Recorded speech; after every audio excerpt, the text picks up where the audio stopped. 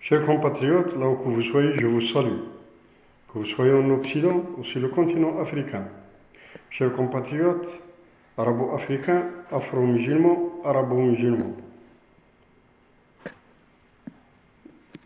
Les jours se succèdent et nous démontrent que la guerre russo-ukrainienne, et comme on l'a expliqué à plusieurs reprises, elle amène ses lots de vérité, à savoir que l'Occident ne peut rien, même avec l'aide de l'oncle Sam, à casser la volonté, le pouvoir, la force de la Russie.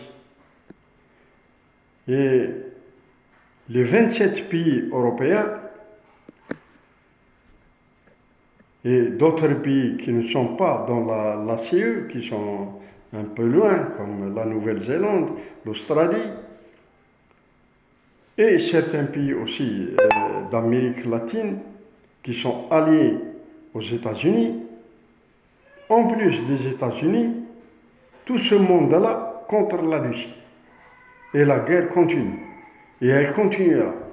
C'est une guerre d'usure qui va certainement durer plus de 2 ans. Et si jamais elle va durer jusqu'à l'hiver prochain, ce serait la catastrophe. Ouais, la catastrophe. Pourquoi?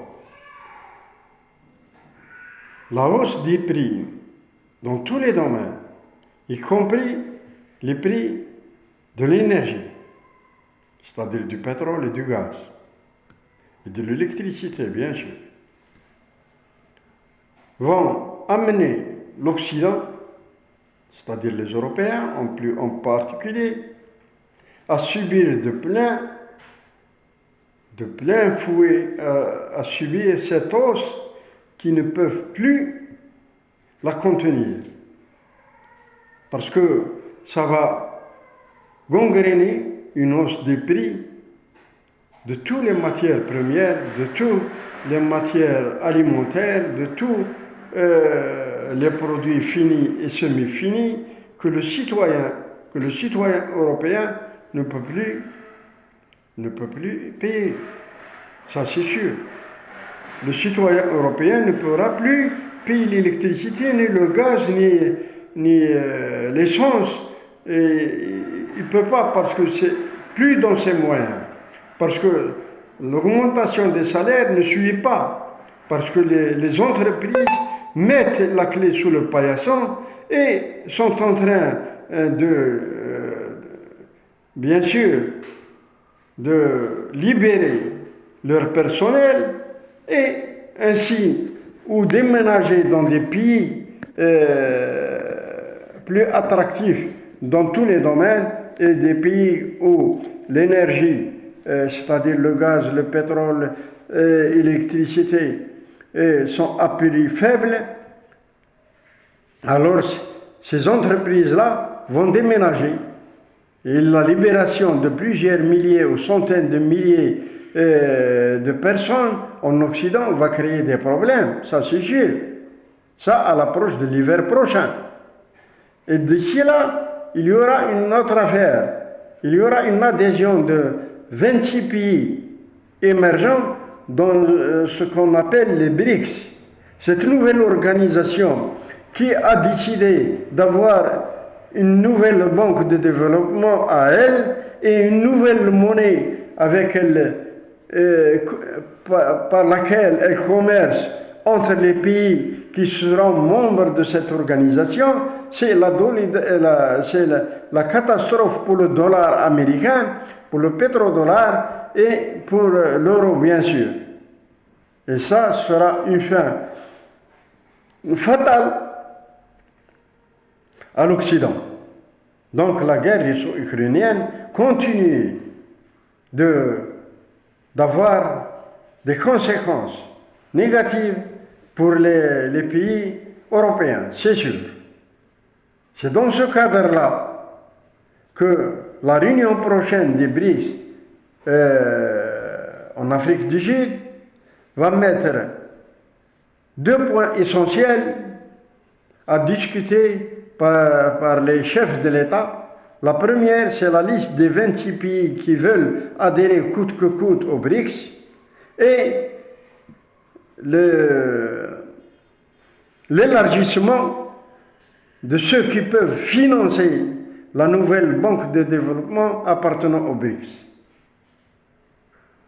L'Algérie a émis son désir de verser 1,5 milliard de dollars comme participation aux efforts de cette banque.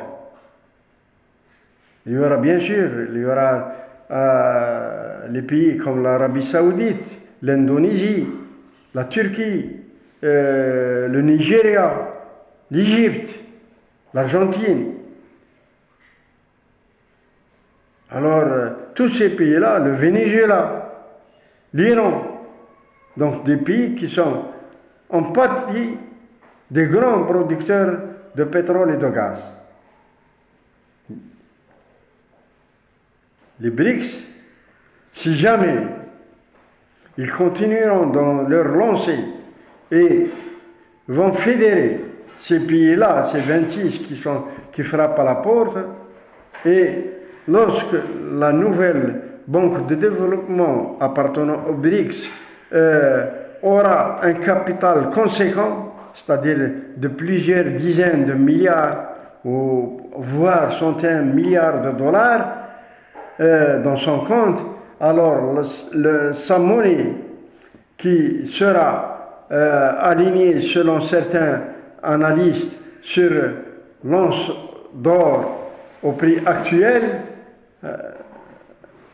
va éliminer sans aucun doute le pétrodollar. Et les échanges entre les pays en voie de développement, les pays du Sud, les pays émergents, les petits pays comme on dit, et alors le G7, le G20, la CE, rien ne va tenir tête à cette nouvelle organisation. C'est dans ce cadre-là que normalement les pays qui ont soumis leur désir d'adhérer aux BRICS doivent apporter efficacement, effectivement, sûrement leur potentiel dans le domaine économique et financier et aussi leur potentiel des ressources propres à chacun de ces pays-là. Donc vous allez voir que la guerre russo-ukrainienne continuera à verser de l'eau de larmes dans toute l'Europe. Et l'Europe, comme valet, comme suppôt aux États-Unis, va perdre beaucoup de choses.